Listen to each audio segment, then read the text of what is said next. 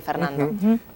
Es cuando hiciste la pregunta desde el inicio de este bloque, yo lo veo así como en respecto a niveles, porque una mujer puede tener un lado masculino positivo porque le ayuda a salir adelante, porque puede ser madre soltera, saca a sus hijos, es independiente, hace las cosas, cambia las bisagras de la puerta, pero ¿qué pasa cuando llega a un nivel donde ya llega un trastorno en el sentido de que está obstaculizando su vida y empiezan a haber bloqueos como por ejemplo el poder despreciar a los hombres, el sentirse demasiado independiente que no necesita que nadie le ayude, es más, mantiene una distancia, no se conecta con sus emociones, incluso Graciela me imagino que también habrá tenido casos así, mujeres donde ha llegado tanta la masculinización donde cambia su forma de vestir, usan colores más masculinos, por decirlo así, su forma, ¿verdad? Ya no vistes con sandalias o con faldas, o incluso, Tuti, también no hay que malinterpretarlo, porque también un vestuario sumamente sexy y provocativo, eso es masculino, porque ahí estás asumiendo la actitud de cazadora.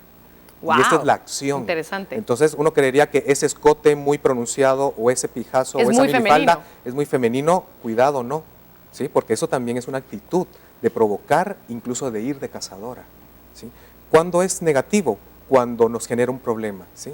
Cuando puedo ser muy dominante y hago desprecios a un esposo. Conocemos casos donde hay mujeres donde nunca es suficiente y los esposos poco a poco se van retrayendo, ¿no? Y siempre ceden. Y hay maltrato también de la mujer hacia los hombres. Por supuesto. Hablemos un poquito de, antes de llegar a cómo esto afecta a la relación, que yo creo que es más que obvio también, hablar un poquito de la otra cara. Los hombres que se están abriendo a todas estas emociones, experiencias, sutilidades, a lo mejor, y cómo diferenciarlos, lo que hacíamos hace un momento también, Graciela. Y ellos están también tratando de poder encontrarse en otra esencia que su propia feminidad, ¿no? Que está mal vista o mal etiquetada en la sociedad. Y que existe, además. Por supuesto, y es parte de la sensibilidad. Y también hay que entender como base que un hombre contiene lo femenino y una mujer contiene lo masculino.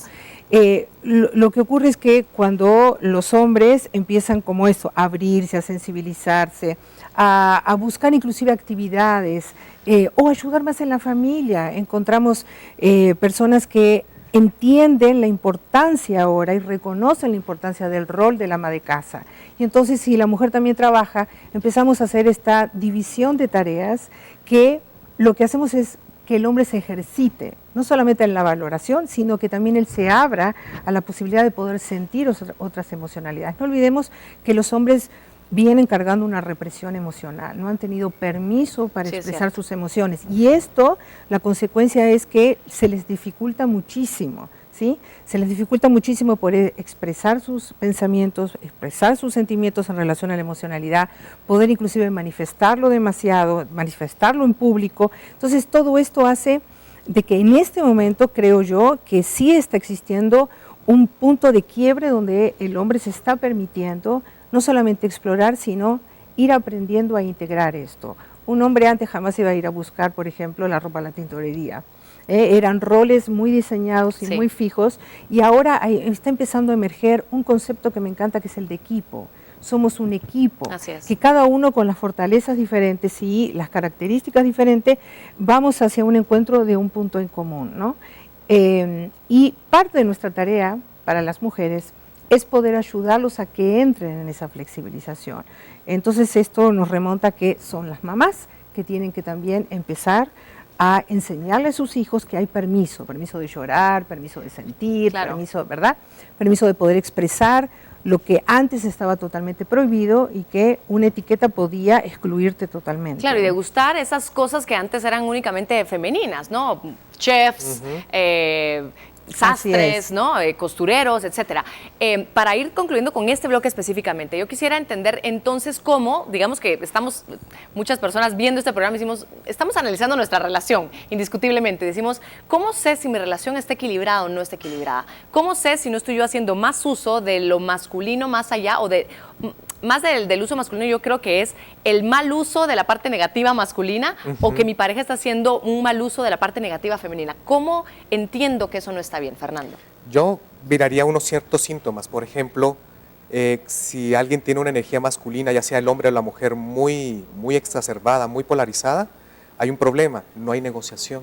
O sea, porque la energía masculina no te acepta sus errores y es muy soberbia, entonces no perdona. Entonces ahí hay problemas y roces en la relación. Puede ser o el hombre o la mujer el que esté haciendo uso de Así las es. características negativas Y masculinas. cuando hay mucha energía femenina también por un lado, hay sumisión y tú cedes y siempre te pones en último lugar. Entonces ninguna de esas posturas es sana para una relación de pareja, ¿no? Ok, yo creo que eso es interesante el analizarlo. No se trata de ser mujer solo femenina o ser hombre solo masculino o experimentar e irnos al otro polo las mujeres y al otro polo los hombres. Es utilizar las características positivas de lo masculino y de lo femenino, que como bien decías, Graciela y Fernando, ambos lo tenemos. Nos vamos a la pausa comercial rápidamente y volvemos con más. Hoy hablando de lo femenino, de lo masculino, cómo lo estamos viviendo, cómo la sociedad nos está permitiendo experimentar qué cosas definitivamente, qué estamos rechazando, qué estamos aceptando, pero sobre todo cómo nos enfocamos a vivir mucho mejor aceptando todo eso maravilloso que somos, tanto femenino como masculino.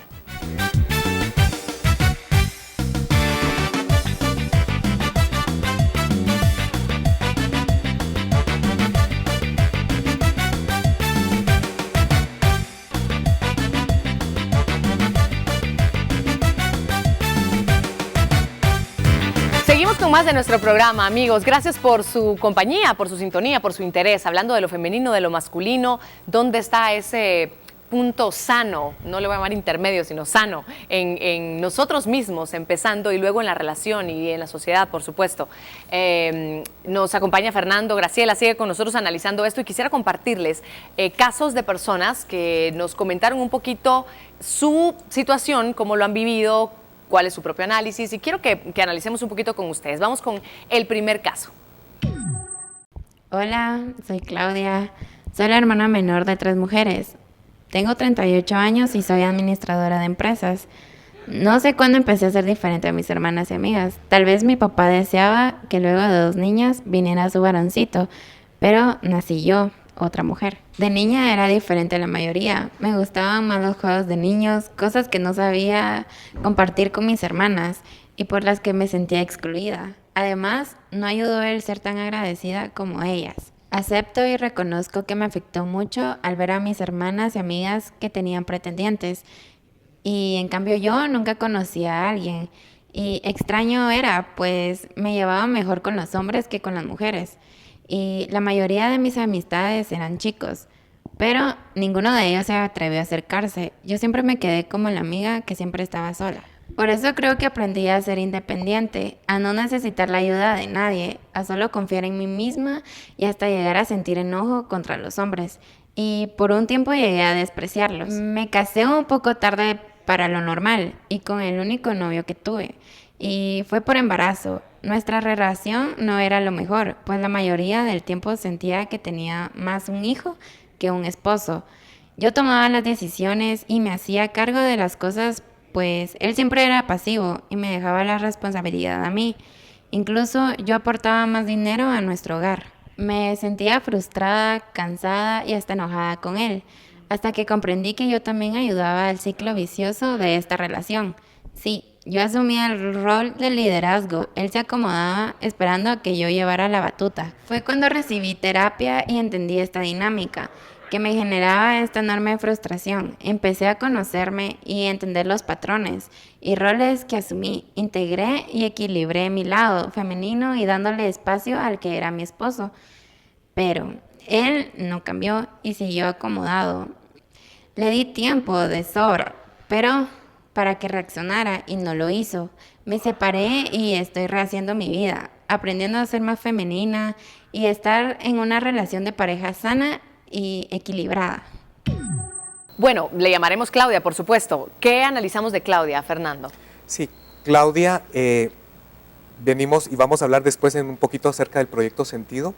Claudia, venimos descubriendo de que su orientación masculina viene desde que papá y mamá deseaban un hijo. Así parece, después de que tuvieron tiene 2 hermanas mayores, después de tener 2 hijos mujeres, estaban esperando que finalmente viniera el varón y que si no, ¿verdad? Porque así es la vida, no necesariamente es lo que nosotros queremos.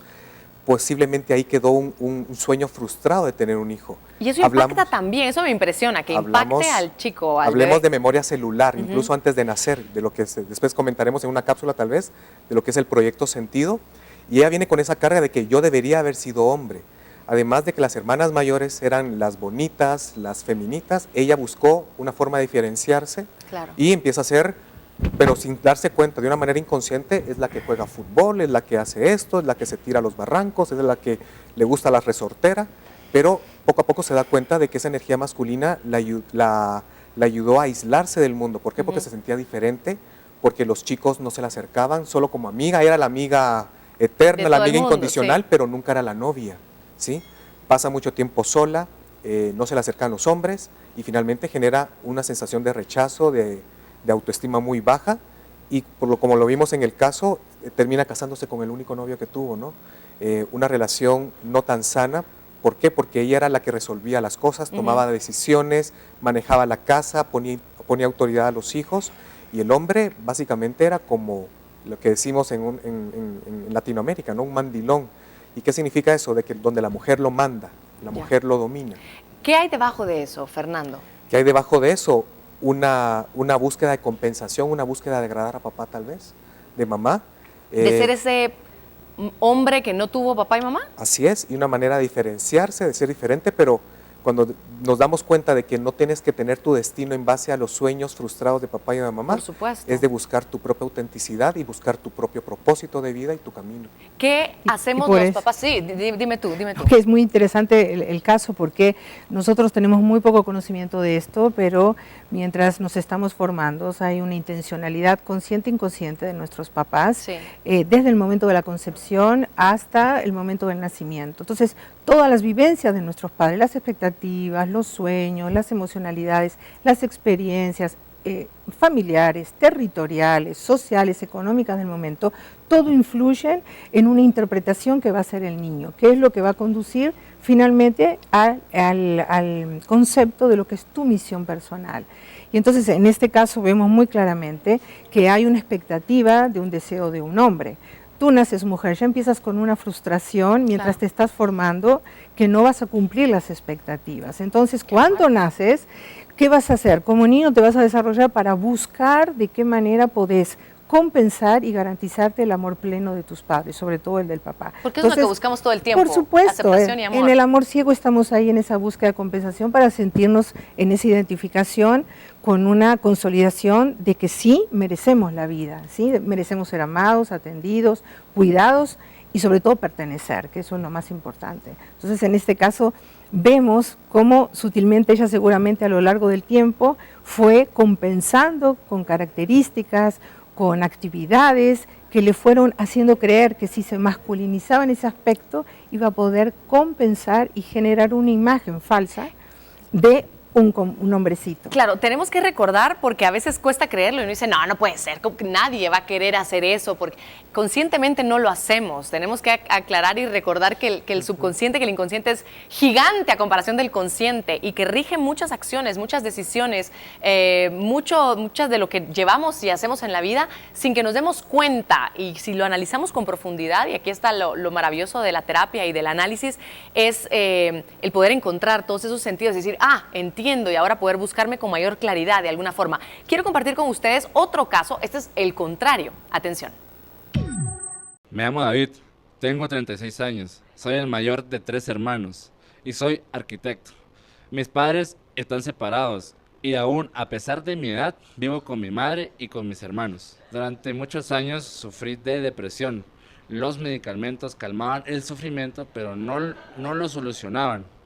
Me sentía perdido, sin rumbo, sin saber cuál era mi lugar en el mundo. Sentía miedo, nervioso, ansiedad sobre responsabilidades o sobre hablar con gente de mucha autoridad. Se me secaba la boca, tartamudeaba o a veces me quedaba mudo. Era tan horrible sentirme tan inseguro, a que me criticaran, a que me juzgaran.